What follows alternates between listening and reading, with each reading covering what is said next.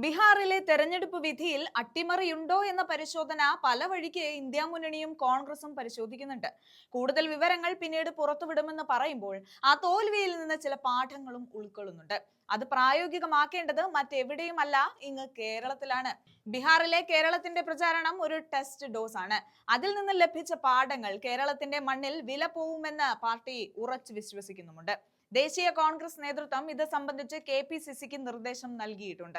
ജയിക്കാൻ എന്തൊക്കെ ചെയ്യണം എന്നതിനപ്പുറം സൽപ്പേര് കാത്തു സൂക്ഷിക്കാൻ എന്തൊക്കെ ചെയ്യരുതെന്നാണ് KPCCക്ക് മാർഗനിർദ്ദേശം നൽകുന്നത്.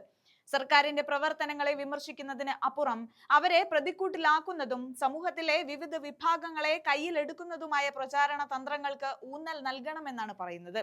വിമർശിക്കാനായി പോലും സർക്കാരിന്റെ വികസന ജനപ്രിയ പദ്ധതികളെ പരാമർശിക്കരുത് എന്ന കർശന നിർദ്ദേശമാണ് നൽകിയിരിക്കുന്നത്.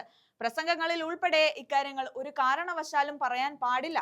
മറിച്ച് ശബരിമല സ്വർണ്ണപ്പാളി കവർച്ച പോലെ പൊതുജനത്തിന്റെ ധാർമ്മിക രോഷം ഉയർത്തുന്ന വിഷയങ്ങൾ കൂടുതൽ സജീവമായി നിർത്തണമെന്നും കോൺഗ്രസിന്റെ പ്രചാരണ തന്ത്രങ്ങൾ തയ്യാറാക്കുന്ന ഏജൻസി നിർദ്ദേശം നൽകി കഴിഞ്ഞു. ബീഹാറിൽ തെരഞ്ഞെടുപ്പ് തിരിച്ചടി കൂടി കണക്കിലെടുത്താണ് ഈ നിർദ്ദേശം ഹൈക്കമാൻഡ് വഴി സംസ്ഥാന നേതാക്കൾക്ക് നൽകിയിരിക്കുന്നത്. ഇതിന്റെ ഭാഗമായാണ് ശബരിമല നട തുറക്കുന്ന കഴിഞ്ഞ ദിവസം വാർഡ് തലത്തിൽ കോൺഗ്രസ് ശക്തമായ പ്രക്ഷോഭം സംഘടിപ്പിച്ചത് എന്ന് കാണാം. ഇത്തരം വിഷയങ്ങൾ സജീവമായി നിലനിർത്തുക എന്നതാണ് ഇനിയുള്ള ദിവസങ്ങളിൽ സംസ്ഥാന കോൺഗ്രസ് നേതാക്കൾ ചെയ്യേണ്ടത് എന്നാണ് ലഭിച്ചിട്ടുള്ള നിർദ്ദേശം. ബീഹാറിൽ കോൺഗ്രസിന്റെ പ്രചാരണ തന്ത്രം ആകെ പാളി എന്ന വിലയിരുത്തൽ ഹൈക്കമാൻഡിനുണ്ട്. തട്ടിപ്പായിരുന്നെങ്കിലും തെരഞ്ഞെടുപ്പിന് തൊട്ടു മുൻപ് അവിടെ സ്ത്രീകൾക്ക് 10,000 രൂപ ഒറ്റത്തവണയായി നൽകുന്ന പദ്ധതി മുഖ്യമന്ത്രി നിതീഷ് കുമാർ പ്രഖ്യാപിച്ചിരുന്നു. ഇതിനെതിരെയൊക്കെ കോൺഗ്രസ് ശക്തമായി പ്രചാരണവും നടത്തി. ഇത് തട്ടിപ്പാണെന്ന് വരുത്തി തീർക്കാനാണ് ശ്രമിച്ചത്. എന്നാൽ കോൺഗ്രസ് അധികാരത്തിലെത്തിയാൽ ഇതെല്ലാം നിർത്തലാക്കുമെന്ന പ്രതീതിയാണ് ഇതോടെ ഉണ്ടായത്. അതുകൊണ്ട് മഹാഗഠബന്ധൻ സഖ്യത്തെ പരാജയപ്പെടുത്തുമെന്ന NDAയുടെ പ്രചാരണത്തിന് അനുകൂലമായി ജനം ചിന്തിച്ചു എന്ന് കാണാൻ സാധിക്കും. 2021 കേരളത്തിലെ നിയമസഭാ തെരഞ്ഞെടുപ്പിലും സമാന സ്ഥിതി ഉണ്ടായത് നേതൃത്വം കണക്കിലെടുക്കുന്നുണ്ട്.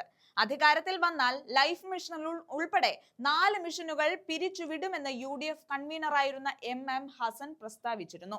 2.5 ലക്ഷം പേർക്ക് വീട് നൽകിയ ലൈഫ് മിഷൻ പിരിച്ചുവിടുമെന്ന ഈ പ്രസ്താവന വലിയ തിരിച്ചടിക്ക് വഴിവെച്ചു എന്ന് കരുതുന്നവരുമുണ്ട്. അതുപോലെ തന്നെയായിരുന്നു വിദ്യാഭ്യാസ സംരക്ഷണ യജ്ഞവും ആദ്രം മിഷനും എന്ന് കാണാം. ഇവയൊക്കെ അന്ന് ഇടതുമുന്നണി വലിയ തോതിൽ പ്രചാരണ ആയുധമാക്കി.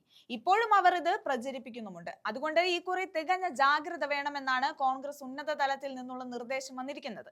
ഇത്തരത്തിൽ തിരിച്ചടിക്കാനിടയുള്ള ഒരു വിഷയവും ഒരു വേദിയിലും ചർച്ചയാകാതിരിക്കാൻ ശ്രദ്ധിക്കണമെന്ന മുന്നറിയിപ്പും നൽകുന്നുണ്ട്.